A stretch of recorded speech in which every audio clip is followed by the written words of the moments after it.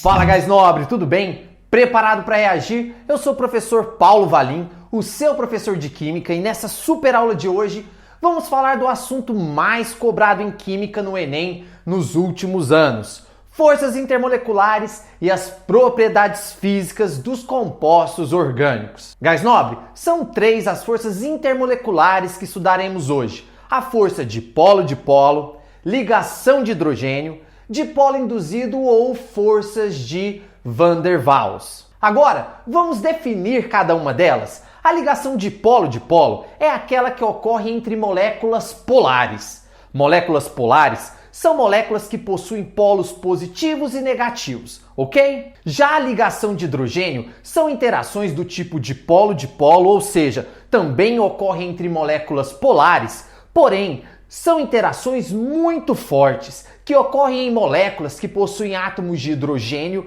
ligado diretamente a átomos bastante eletronegativos como o flúor, oxigênio e o nitrogênio. E por último, a ligação dipolo induzido, que é aquela que ocorre entre moléculas apolares, ou seja, moléculas que não possuem polos positivos e negativos permanentes, ok? Agora, antes da gente seguir, eu gostaria de abrir um parêntese aqui. Para saber qual elemento é o mais eletronegativo, vamos lembrar da nossa fila de eletronegatividade, que aparece aqui na tela, o von Clebresky pH, onde o flúor é o elemento mais eletronegativo, seguido do oxigênio, nitrogênio, cloro, bromo, iodo, enxofre, carbono, fósforo e hidrogênio, sendo o hidrogênio menos eletronegativo, ok? Então, pronto, fecha parênteses e bora!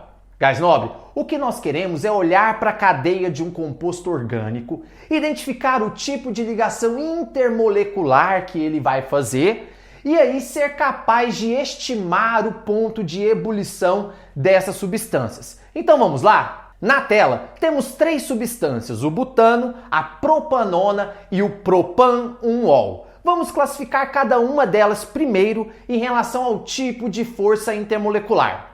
Vamos começar pelo butano. Olhando para sua cadeia, vemos que há a presença apenas de carbono e hidrogênio. Gás nobre, compostos que possuem somente carbono e hidrogênio na sua estrutura são chamados de hidrocarbonetos. E todo hidrocarboneto é apolar, ok? Todo hidrocarboneto é apolar. E se todo hidrocarboneto é apolar, qual tipo de interação intermolecular vai acontecer entre as moléculas do butano? Dipolo induzido, porque dipolo induzido é a interação que acontece entre moléculas apolares, beleza? Então, as molequinhas do butano interagem entre si com ligações do tipo dipolo induzido por serem apolares, correto? Agora vejamos a propanona. Veja só, na cadeia nós temos um grupo C-O. Esse C-O é o que nós chamamos de carbonila. E quando a carbonila está entre carbonos, como nesse caso, nós temos a função cetona. Repare que na carbonila nós temos um oxigênio ligado ao carbono. E como o oxigênio é mais eletronegativo que o carbono, nós temos uma molécula polar. E o tipo de interação que ocorre entre moléculas polares é a interação dipolo-dipolo, ok? Agora vamos olhar o nosso último composto, vamos analisar a cadeia do propanol. Nós podemos identificar em sua cadeia o grupo OH, conhecido como hidroxila. Quando esse grupo está ligado a um carbono que só faz simples ligação, nós temos a função álcool, ok? Repare, gás nobre, que nessa cadeia nós temos um oxigênio, que é um dos elementos mais eletronegativos ligados ao hidrogênio, que era o último lá da nossa fila. Como a diferença de eletronegatividade entre esses 2 átomos é grande, nós teremos aqui aquela interação do tipo dipolo-dipolo bem forte. Tão forte que recebe um nome especial de ligação de hidrogênio. Então, o propan-1-ol fará ligação de hidrogênio, beleza? Viu como é simples classificar as moléculas conforme o tipo de força intermolecular, mas não vamos parar por aqui. O que de fato interessa para a gente disso tudo é a influência que essas forças têm nas propriedades físicas dessas substâncias. Como assim, professor? Gás nobre, forças intermoleculares não são aquelas forças entre as moléculas? Então, podemos dizer que quanto mais intensas forem essas forças, mais próximas essas moléculas podem estar umas das outras, não é verdade? E o que acontece com a distância entre as moléculas quando mudamos o estado físico de uma substância?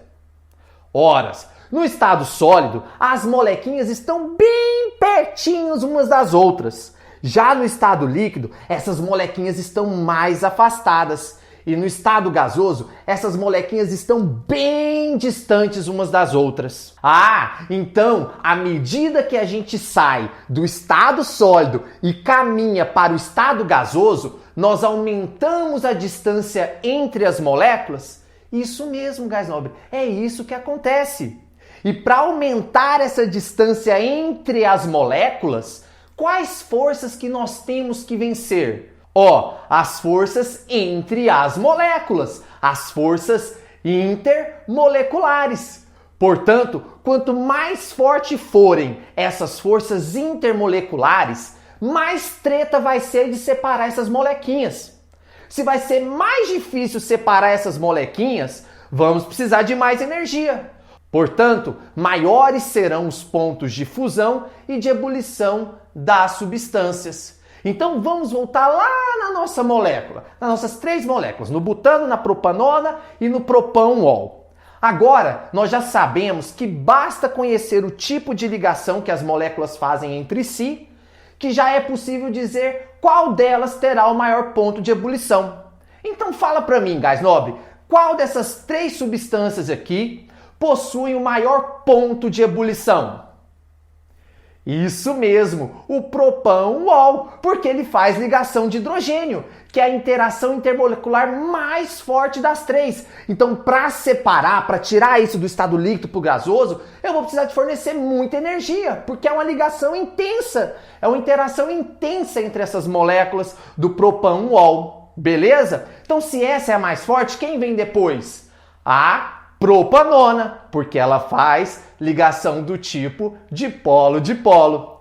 E por último, o butano, pois ele faz a ligação dipolo induzido, que é a mais fraquinha das 3. Sacou? Então dá pra gente fechar isso aqui da seguinte maneira, A força mais forte é a ligação de hidrogênio, depois dipolo-dipolo, depois dipolo induzido. À medida que a gente vem para a ligação de hidrogênio, nós aumentamos o ponto de ebulição. Então, quanto mais intensa é essa força intermolecular, maior vai ser o ponto de ebulição das substâncias. Ok? Gás nobre, agora que revisamos a relação entre as forças intermoleculares e o ponto de ebulição dos compostos, gostaria de falar aqui mais uma coisa que é super interessante e que vai usar os conceitos que nós já estudamos aqui hoje, ok? Eu quero falar sobre a solubilidade dos compostos orgânicos e vamos usar bastante a questão da polaridade das substâncias, beleza?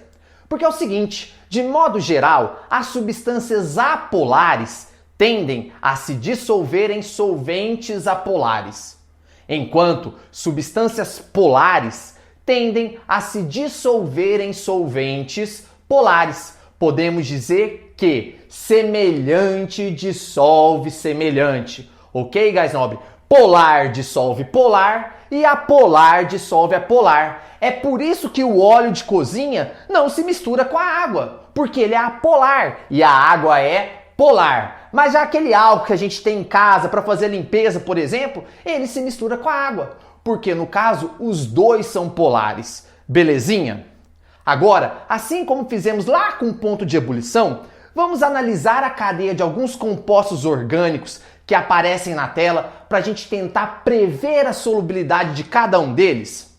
Olha só, nós temos aqui o metanol, o etanol, o propan-1-ol e o butan-1-ol. Tudo termina em ol, quer dizer que é tudo álcool, tudo vai ter hidroxila, beleza? Todo mundo aí é polar. Só que O metanol, nós só temos um carboninho.